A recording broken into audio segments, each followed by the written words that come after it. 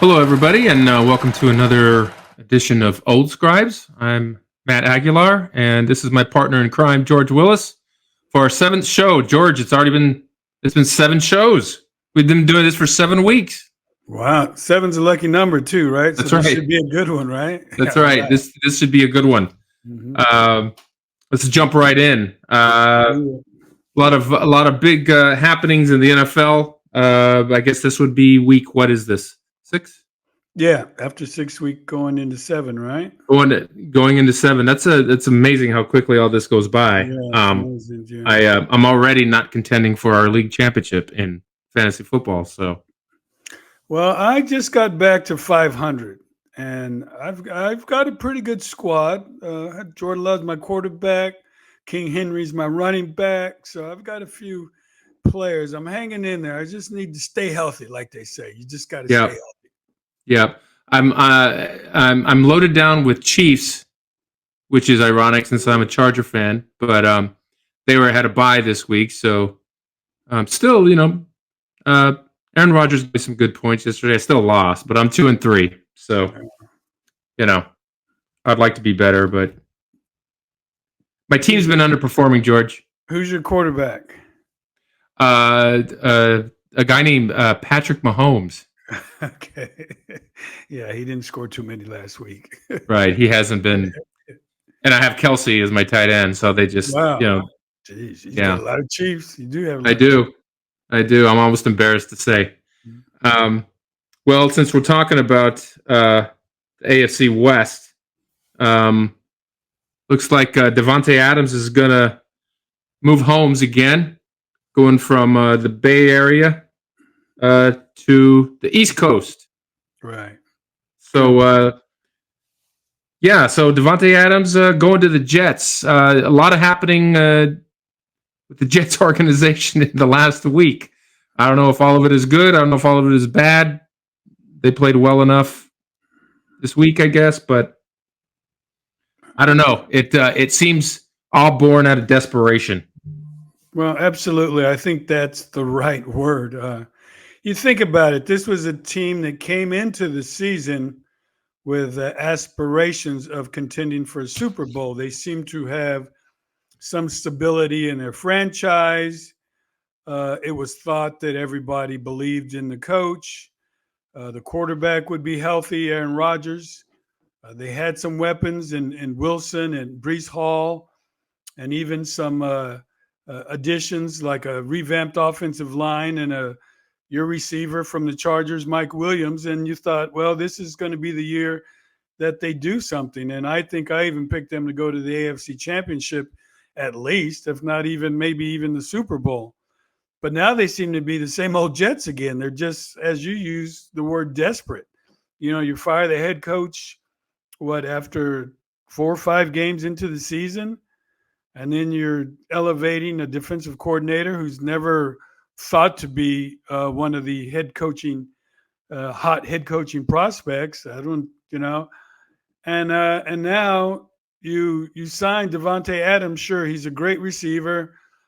Can't take anything away from him. Even as a Raider fan, he contributed to the team quite a lot, won some games.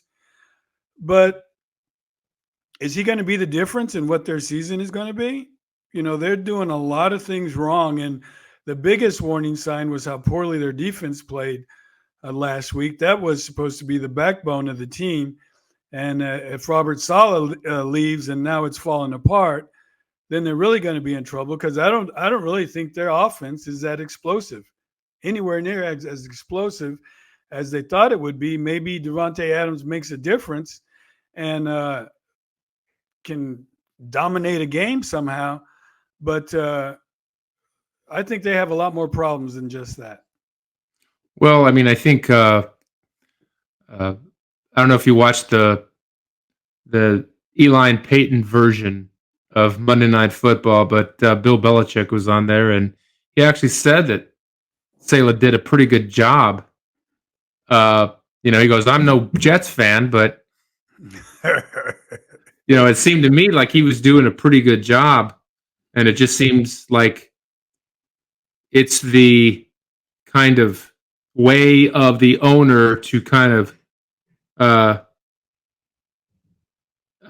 you know, shoot then aim or something Mhm. like that. It was, Right. Yeah. and I think, like anything, it always comes down to the ownership and how how things are going from the top down, Mhm. and it just never seems stable. Is that kind of what you saw uh, when you were working the New York circuit? Did you kind of think that? I mean, it kind of seemed like that organization has always been, or for many years, been in disarray. Mhm.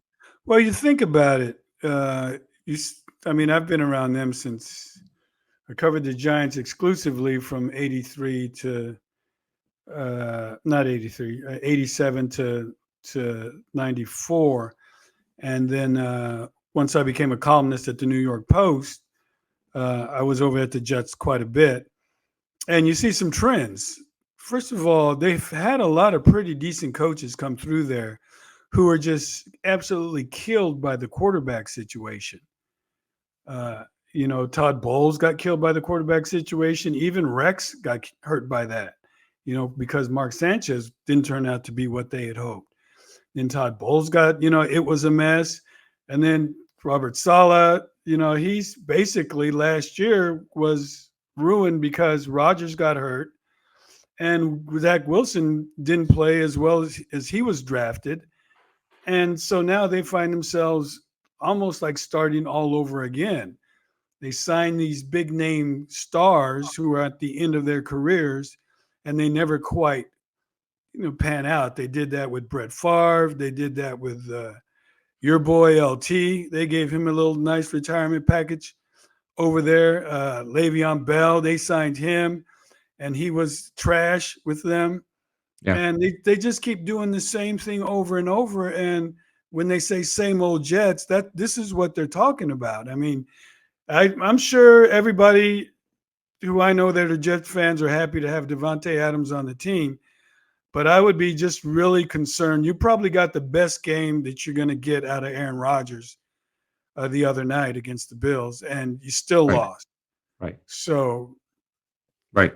that's going to be trouble. Unfortunately, they're playing in a soft division, but are they going to win enough games to even, contend for the wild card berth? And also, what's kind of interesting is that they're restructuring Devontae's contract, even though they already have enough space. Um, it's just odd, Mm-hmm. Mm-hmm. and you know, in a few months, neither Rogers nor Adams may be there Right. anymore. Mm-hmm. It's just throwing something on a wall and hoping it sticks is what it seems like. Mm-hmm. Yeah, that's exactly what it seems like. I don't know. I thought the firing of the head coach was a panic move. I mean, a lot of people say, "Oh, he's got to go. He's got to do this."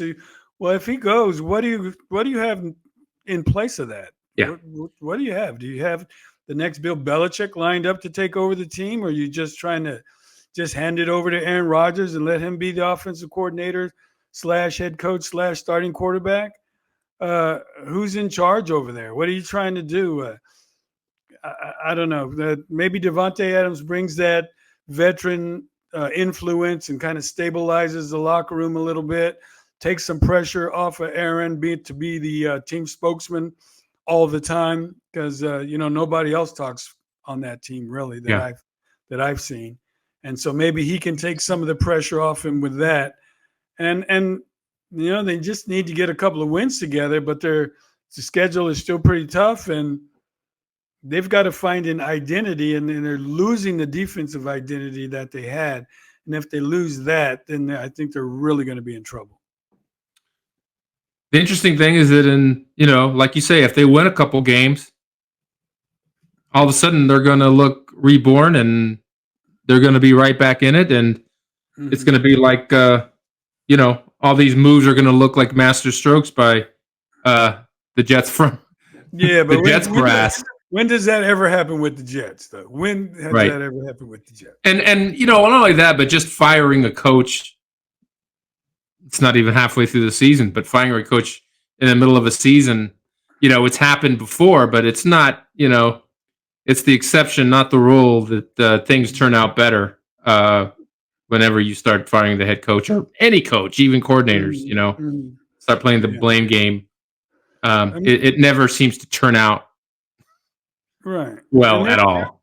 and the only reason I would see that you would do something like that is if the guy has totally lost the locker room. If you've got infighting and Yeah. finger pointing and nobody wants to do this and everybody's arguing, okay, well then he's got to go week 5, whatever it is.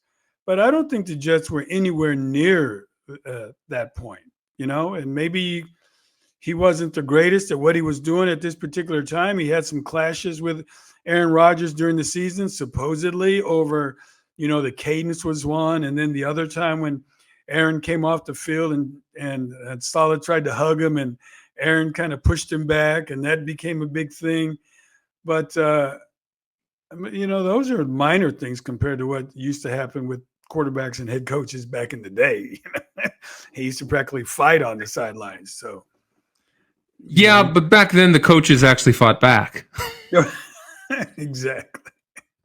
They don't fight back anymore. They kind of Exactly. that look that Aaron Rodgers shot Sela uh, was very telling. Mhm. He would it was like, okay, who's in charge here, and Exactly. look what happened a few days later. Mhm. Is Mhm. he got fired, and I'm sure Rodgers, my opinion, he probably had something to do with it. Yeah, he says, Uh, "Oh, I did not. I did not have anything today. I had no idea. I did not know." Right. Okay. All right. Okay. Okay. yeah, That's cool. yeah. All right. I think we all know better.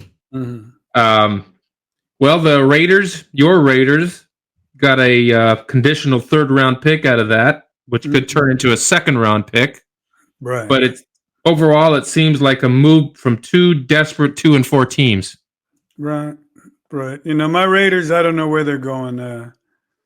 And I guess this is sort of a year to set another foundation about how they want to turn the franchise around.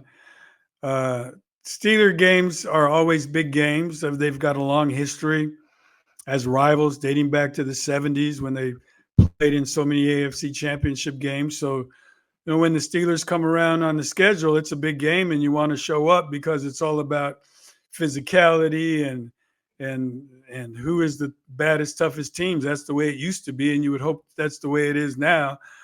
And when you don't show up the way the Raiders did or didn't, is very troubling. And Fighting for the ghost of the Immaculate Reception, right, exactly. But we're right? still trying to pay him back for that. But so it's a little disheartening when you don't show up when you're playing a big rival. You should always show up. And that was the kind of game where you made a quarterback change and you're looking for a spark. So that didn't turn out too well. You got really beat up and you got run on and everything else. And Max Crosby's pushing a coach and things of that nature. So you got to wonder what's going on over there and what they be like with Devontae out the door, because I think Max was squawking about, if he's gone, I'm going to be gone too. So if that starts to happen, then you're going to get one of those situations I was just talking about where there's a lot of infighting and finger pointing and this place is this, that, and the other, and maybe AP's got to watch his back a little bit over there. Well, speaking of Crosby, he had a little shove himself, right, of an assistant coach, Mm-hmm. Mm-hmm. which you know, I think when that happens today, it's just, like you said, it used to happen back in the day, probably a little more often, but it was much more different circumstances back then. I think when you do it now, it just shows that things are breaking down, Mm-hmm. and that the organization uh, is not in good shape. Right. So, I don't know what's going on with them. You hope the Raiders can get it together. At least I do. Maybe not for so many other people, but we'll see. We'll Yeah. see. You just want to get on a forward sort of trajectory, then you're going in a positive direction. You don't want to have a year where that's just feels like a wasted year, and you got to make another coaching change and this, that, and the other, and that's the kind of frustrating thing that a lot of fans have to go through with these teams. Well, it's a long season, and you never know how things could turn out. You Mhm. know, No doubt. and what we've been here before, where we're saying one thing in week 7 Mhm. and we're saying something completely different in week 12. So, Right. you just never know. It's such a long season. People get hurt. Mhm. Uh, you know, uh, People stop playing well. Yeah. You never know. It's like the Mets. Like, the Mets, I There got you the Mets go. There you go. jersey on. That's right. Came came back from an awful start and just rallied themselves with a lot of fortitude and chemistry and, never say die and all those cliches that actually mean something and made the playoffs. And now they're, going to give the Dodgers hell. The Dodgers are my favorite team, by the way, but I'm just wearing this, just to support the other team in New York a little bit. Yeah, I was, keeping with the San Diego theme. I was kind of rooting for the Padres. Mhm. And for a little bit there, it looked like they were going to pull it off. Mm. Um, but too much firepower, as it turns out. Yeah, I mean, you can buy a lot of firepower with money. Yeah, Yeah. exactly. It's Um, kind of way baseball works. right. Uh, so, sticking with the AFC West, the Lightning Bolts Mhm. looked pretty good yesterday. I was surprised. I mean, I was expecting a knockdown, drag out battle. Mhm. The score ended up being a little closer than what was the case. The Chargers pretty much dominated, Mhm. Mhm. controlled the ball, got to an early lead, played good defense, got another win. They're 4-2. Mhm. So I mean, uh, that's a great win for the Chargers, and they're the difference between, I think, this edition of the Chargers is that they're winning the games they should win. Mhm. And that's what makes it different than in years past, where they would often lose these games. And I actually thought the Broncos were better than they were, but they got a ways to go. Yeah, they do. But you know, Jim Harbaugh exited the field early on because of a heart situation, Mhm. some sort of arrhythmia situation, and came right back, and the team didn't lose a beat. So that's a certainly a promising sign that things are in good hands, and moving moving along nicely in LA. Mhm. I hope the coach is okay. I mean, but I think he's because that's no joke. Those heart arrhythmias and things like that. I've known Right. relatives and people who have dealt with that, and it can be a serious situation sometimes. But I think he's proven he's a pretty good coach. He's gone to a couple of 3 different places, and he's always turned the programs into not just winners but champions. Yeah. And he seems to be doing it again. So I was pretty critical of him early on when he pretty much gave away the offense. My thinking was that he was gonna kind of refine things rather than redefining things. mhm, But he's proven me wrong. mhm, They're playing well. Those, I guess, the Mike Williams. He maybe right. he was a little more injury ridden Mhm, than what it appeared. I knew he had sustained a couple of really bad injuries, but he doesn't appear to be the same player that he was a couple of years ago. So mhm, maybe it's looking like a good move mhm. um, by Harbaugh. Yeah, I mean, sometimes you have to do that, especially when you're a new coach coming in. You have to let some of those veteran players go, and sometimes you have to make some decisions that a lot of fans don't like because they're attached to certain players. But if you're a new coach coming in, you've got to cultivate your own players that are loyal to you and aren't going to be grumbling about, well, we've never done this before and we've never done that before, and questioning the new head coach. So it's not surprising they get rid of a few of the veteran players when a new coach comes in, and certainly somebody with the status of Harbaugh, he's going to do what he wants to do, and And you can tell he knows talent and he knows how to put talent together.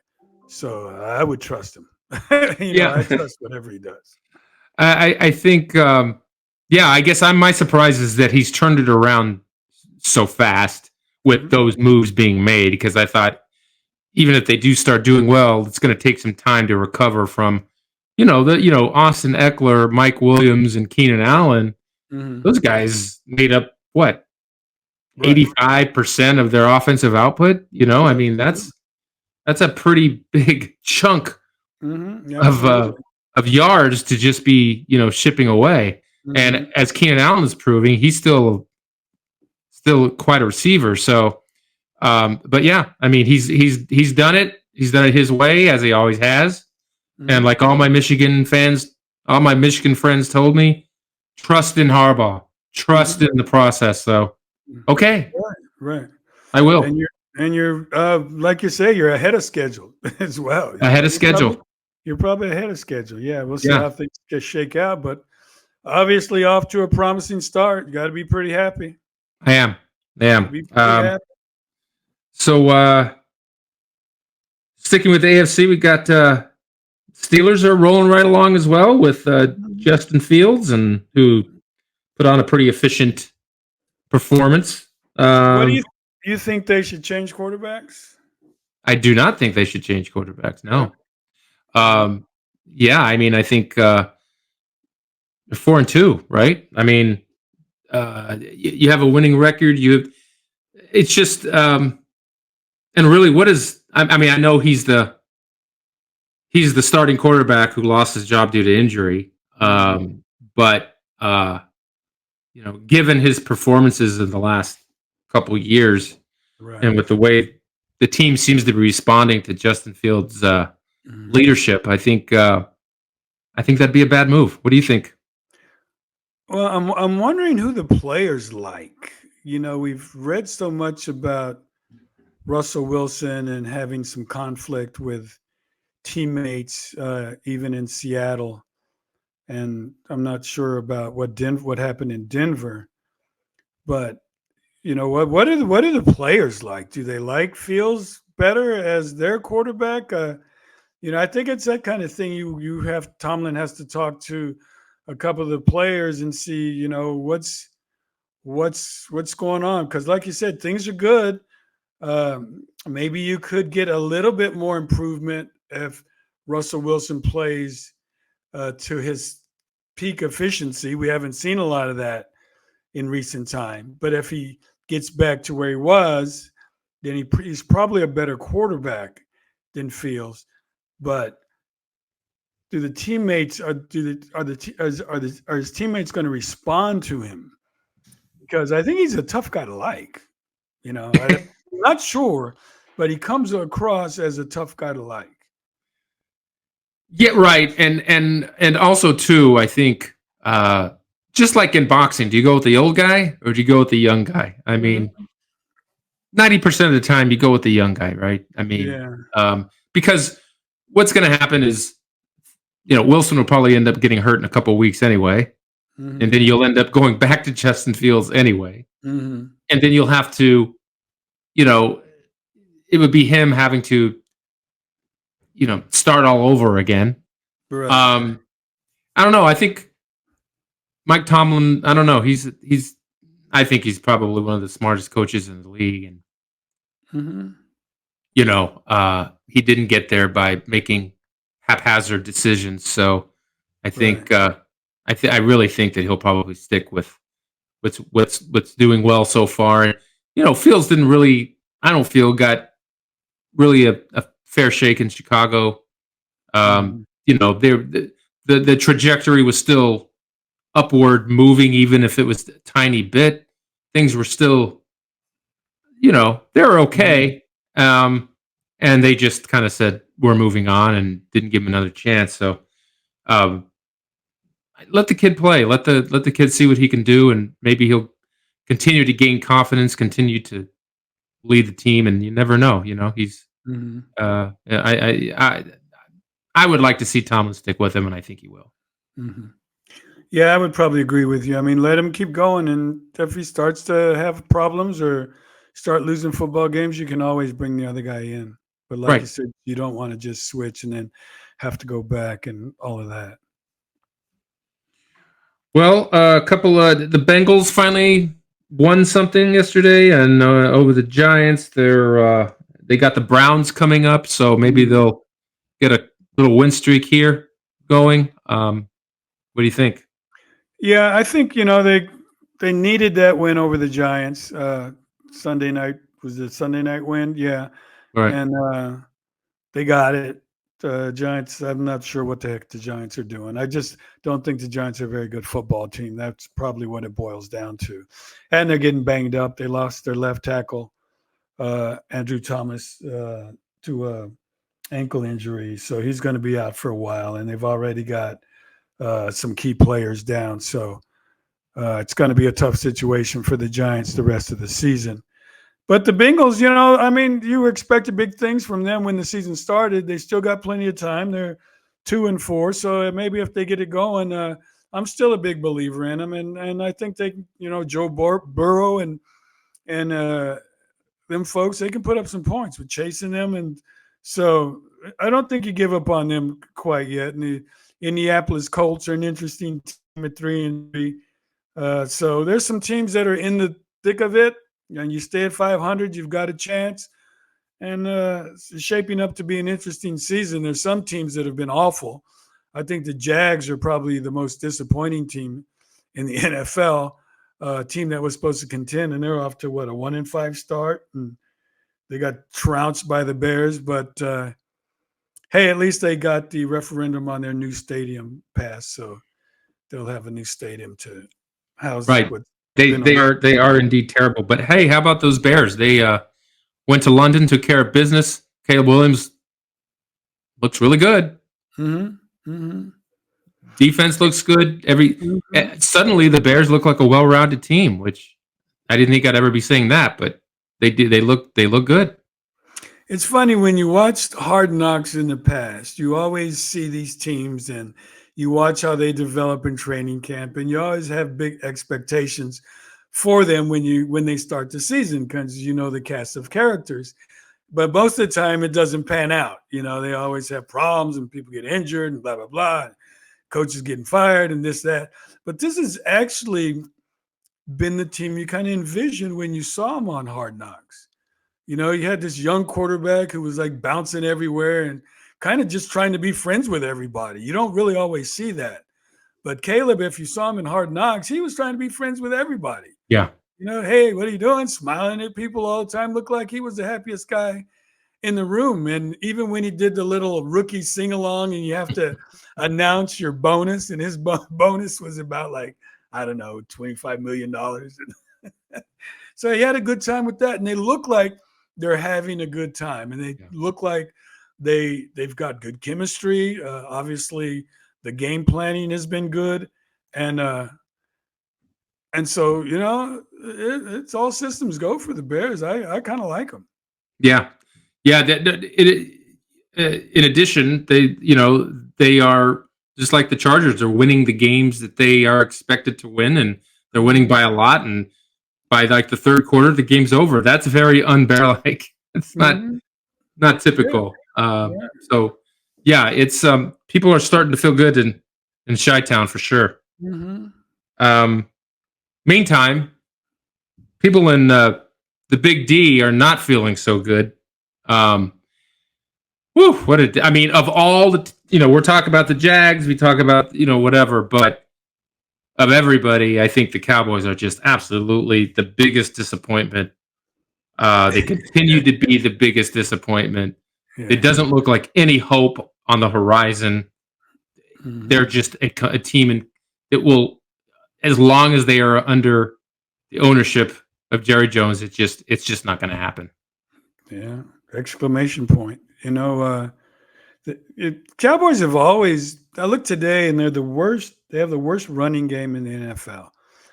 And the Cowboys were a lot of things, but they could always have a pretty decent running game. I mean, you go back to Robert Newhouse and Dorsett and all them boys. Yeah, It's I was about to say not just yeah, decent, Yeah, They had, I mean, yeah, I mean the Landry teams, yeah, and right? Jimmy Johnson obviously you know, the made a whole Emmett. team out of that Herschel Walker trade. Hmm. Offensive line had often credited. I mean, when we talk about the best running backs of all time, there's always that asterisk that they put by Emmitt Smith's name because they're like, oh, well, if I had that offensive line, I could have been, which I don't believe for an instant. No. But that's how good those offensive lines were back then. Hmm.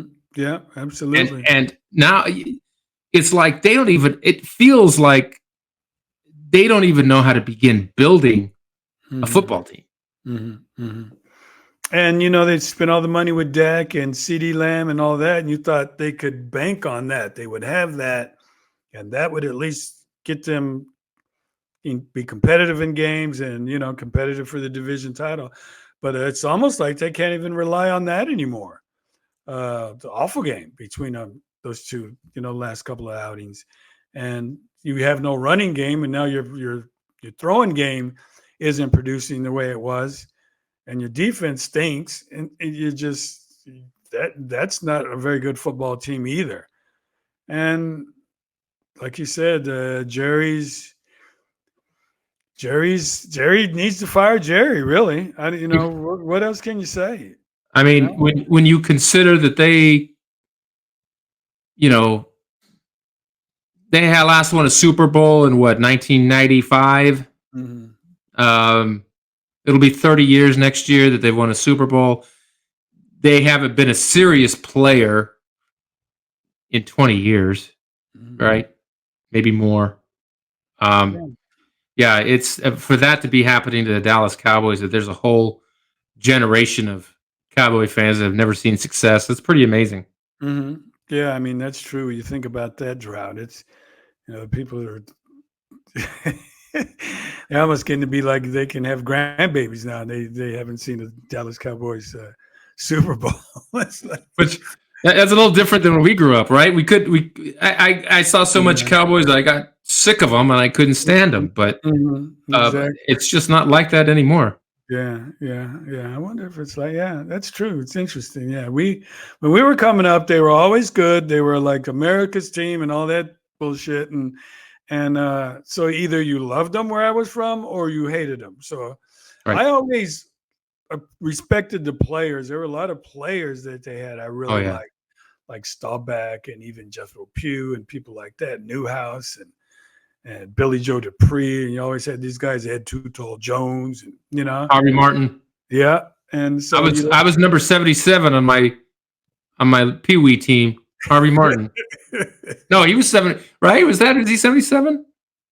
77 and 97, one of the two, somewhere around there. I should have done my research. Hmm. So anyway, but like you're saying, they just it's not the same anymore. Uh, people have been there covering the team for 20, 25 years and never seen a Super Bowl there, like Clarence Hill. It's like it's amazing. It's been so long that they haven't even been to a Super Bowl. Really, haven't even really threatened to go to. I mean, I can't remember the last NFC championship that they were in. Right. I think it must have been the year that they won it because I don't think they went to the Super Bowl under Parcells. No. Um, Got to the playoffs, but not the Super Bowl. right. They got to the playoff, and they had that year that Romo dropped the snap on the field goal. snap. Yeah. I mean, that year that they had that was probably their best chance, right? Mm-hmm. But they just haven't. I think the last NFC championship was probably Mm-hmm. when they actually went to the Super Mm-hmm. Bowls. I mean, we're talking 30 years. That's Mm-hmm. unbelievable. Okay. Anything else about the NFL, George? Oh, that's it. It's shaping up to be an interesting season. Doesn't look like, although you've got a lot of unbeaten teams out there, a few unbeaten teams. I don't really see a real dominant team. I don't think the Chiefs have played probably as well as they would like to play, and they could play. So, and there's some young teams that are playing well. The Commanders, the very exciting team, the way they've played the first couple of weeks of this season. So it's good to see that franchise back under new ownership and whole new feel about their situation. So that's always good. So, yeah, looking forward to the next set of games coming up. It's always good to have football back. That's right. That's right. Well, speaking of football, we'll go to the college game. A little bit of a surprise here. Got Army and Navy 6-0, both of them. Hasn't happened since what, 1945? Well, it's the first time they're ranked simultaneously since 1960, and each program is 6-0 for the first time since 1945. That's unbelievable. So that's unbelievable, right? Yeah, it is. Especially you consider this day and age of the portal, where every athlete's trying to get to the best team and get to the most NIL money. You've got these cadets balling out there, so that's really interesting. I talked to Phil McConkey today. He's the ex-Giant player who was a star player at Navy, and so he was telling me the story that Roger Staubach is getting up in age, so basically Phil took over Roger Staubach's suite tickets. So he's in Annapolis for every game, and his daughter May is a senior at Navy. So McConkey goes to the game, gets to visit with his daughter, and he's been following this team the whole time, and he's just thrilled with everything that's going on. And you think about his story. He was a rookie in the NFL at age 27 after doing his commitment. Yeah. And he was about 160 pounds soaking wet, but he was a terrific little athlete, and the Giants needed someone to catch punts. Not necessarily return them, just catch them, because of the wind at Giant Stadium would swirl and it would be a difficult thing. And punt returners were always dropping balls. So he said he had the ability to catch the punts in that tough wind, and with the under the pressure of Parcells and Belichick staring at him, because he's this undrafted free agent rookie that Bill Belichick's father at Navy had told Bill Belichick about. So Bill Belichick told Parcells about McConkey, and so they invited him to come out and see what the kid could do, and he wound up getting a job with the Giants returning punts. Came back during the Super Bowl year, and basically was a Super Bowl hero of Super Bowl 25. Yes, I remember. I was just going to say, I remember the play that got them in field goal. No, got them maybe in field goal range. I don't remember but I remember they thought he was down, right? They thought he was tackled, and he kept fighting for yardage. Right. He was just a determined little player, right? I mean, he was. Exactly. That's what I remember about him. And he had that towel, and he would wave it around and get the crowd all fired up. And yeah, he was a fireball. But you think about the Navy and Army putting together two teams good enough to get to where they are now. It's pretty remarkable, and because those guys are signed up for a much bigger game after they're done with the academies, So right. A whole thing. Well, I mean, I think we're all rooting for Army and Navy to keep winning. Can you imagine what that game will look like on December 14th if they both go into that undefeated? Mm-hmm. Right. And there's a possibility, outside chance, they could play each other twice this year. Like one for the league and then the other one just for their regular, showdown. So right. Could be a special year. Absolutely. Yeah, it could definitely be a special year. Talk a little pugilism. Yes. A little bit of debate this weekend over what was a good fight between Bivol and Beterbiev. You picked Bivol to win. I picked Beterbiev to win, and I thought Bivol won, and I think he should have gotten the decision, but he didn't. Mm-hmm. Yeah, that was a good fight. I like those kind of fights. I know a lot of fans don't. They like to see more slugging and more engagement, but just the boxer puncher thing come to fruition the way it did. And give Bivol credit; he probably executed his game plan about as well as he could have. I mean, he used all his movement and he engaged when he could and landed some combinations and used a lot of ring generalship and all the things you look for in the sweet science.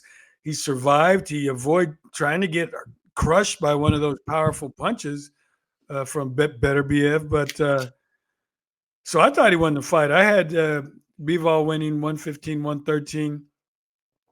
But they liked the aggressive pursuit of the puncher, I guess. That's the only thing. And he fought a good fight. I mean, I'm not going to take anything away from him. He came after him and he did what he could and he landed a lot of punches and he didn't back down. He took a lot of leather. And so, just to do it again. I Right. don't mind seeing the fight again. I unlike other fights where they're always saying rematch. Mhm. I think this one will actually be a rematch. There's been more rematches happening lately. You had, Fury and Wilder fought 3 times, and Mhm. Usyk and Fury are about to fight again in December. So these rematches are happening. I think this is one that probably needs to happen, and soon. I mean, Beterbiev is 39 years old, not getting any younger. I gave Bivol the first 5 rounds. I just kind of felt like, Beterbiev was moving forward, but he wasn't being very effective. And some people were saying, but he was landing to the body. Well, he was landing to the body one punch at a time. There was no combinations. There was no consistent aggression.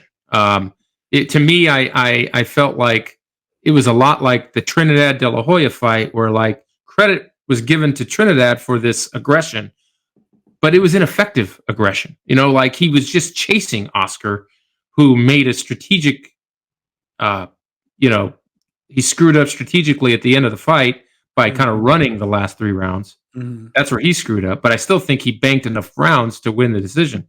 Same thing here.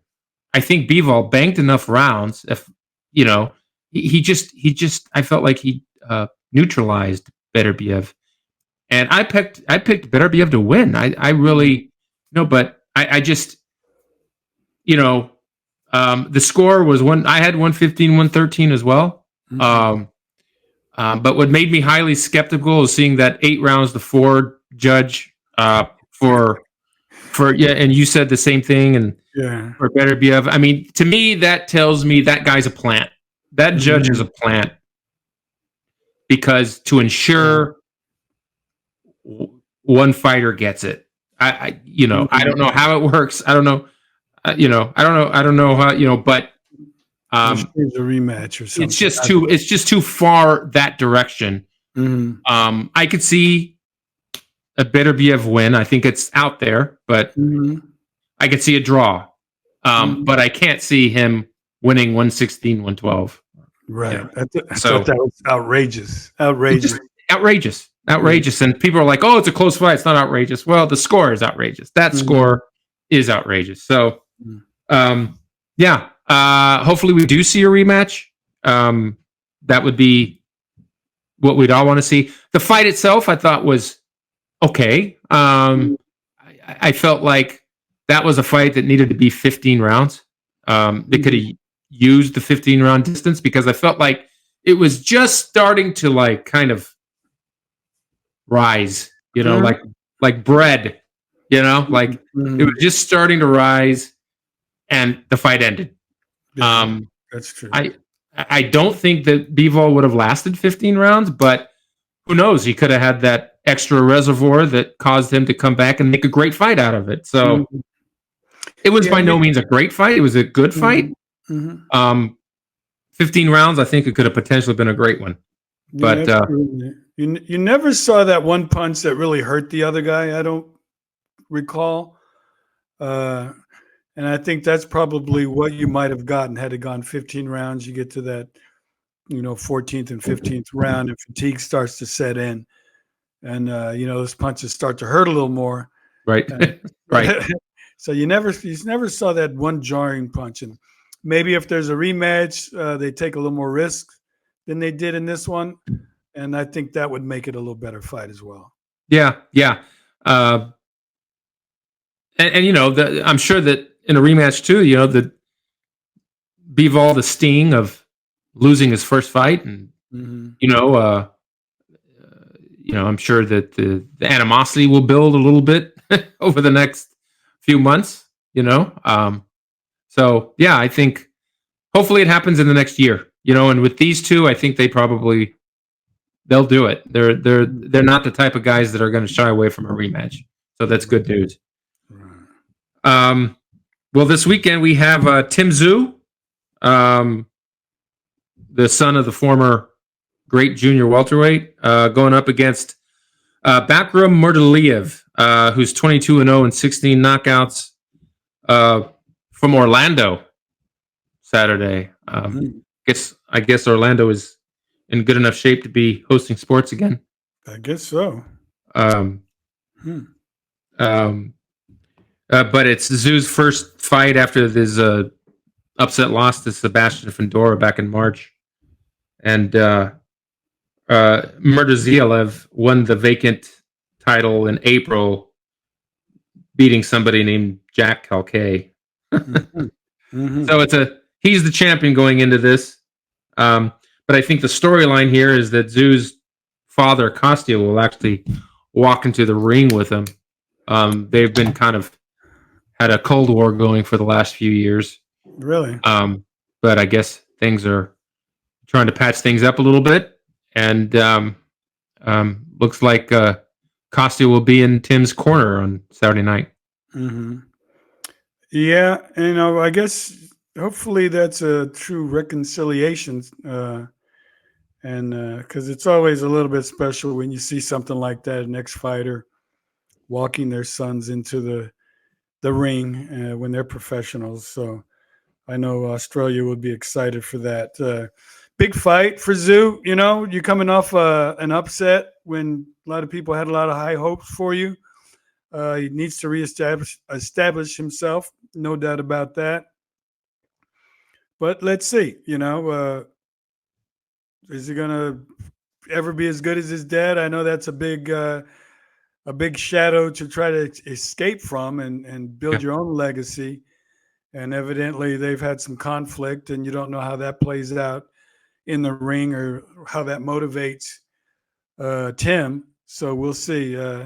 Maybe he gets something extra from his father being there. Hopefully he does. And he can be an asset to his team, because that's something you really want to see. It's always dicey in boxing, right? These father-son relationships, even when they are in the corner and they've been there. And then, you got the other ones that are coming out of the woodwork. Yeah, right. You've, back in the day, they seemed to never work.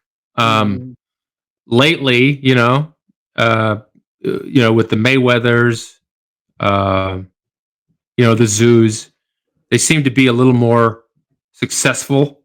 But back in the day, there was a criticism that, just like parents with any athlete, I mean, I think, you hear, somebody, kind of snarling at you all the time and yelling at you all the time. It kind of tends to lose its right. I know. Right. Be tough. It's not like coming from someone different. So, but the thing about Tszyu too is like Tim in particular is, sometimes that was a bloody loss that he had to Fundora, and physically taxing. He said that was. I read a quote the other day. It was like one of the hardest fights of his career. And I think he had an amateur career too. So physically, sometimes these fights that you think they're supposed to be nothing more than just another fight. Sometimes they end up having irreparable damage on the fighter for all kinds of reasons, physical, psychological. So it'll be really interesting to see how Tszyu bounces back from this. How many fighters have we seen who are supposed to be this and supposed to be that, and they suffer that first loss, and they're just never the same. That's true. That's true. Happens all the time, all the time. You take, and it's not even really that first loss. It's like that first beating that they Right, take that first beating. right, And right. And he took one. yeah, once they go through that, they can change a little bit in that ring after they get that first beating. They can, they Yeah, can. And who would have thunk that it would have been Fandora mhm, going into that fight? I just thought Zoo easy, right? I just felt like he was just too powerful. But mhm, that's boxing, right? You just never know what's going to happen. A cut opened up, and Fandora punished him, and it mhm, was, you know, pretty big upset and pretty, stunning. mhm. Um, so I think that's it. What else you got, George? Well, a good friend of ours, Joe Minch. We just want to give him a shout out. He's battling some health issues, so we want to just wish him well. Tell him we're thinking about him, and hope he starts to feel better soon. 100%. Joe's a great guy and a legend in El Paso and the Southwest. Um, always very nice man and a great Mhm. sports editor. And yeah, we wish Joe nothing but the best. Get well soon, Joe. Yeah, yeah. Joe got me my start in sports writing. Actually, when I was a freshman at New Mexico State, he offered me a job at the Sun News, working on the sports desk. So I was able to cover high school sports and some college sports at New Mexico State, and learn how to build pages and do agate and all kinds of things. And so, he was very instrumental in getting me started. So, very special guy in my life. Yes, and a special guy to a lot of people. He gave a lot of young journalists their start. Um, you know, some of them stayed in El Paso. Some of them, like yourself, ended up in the big time at the New York Times. And so, yeah, hope Joe is recovering at home, and hope nothing but good health for him.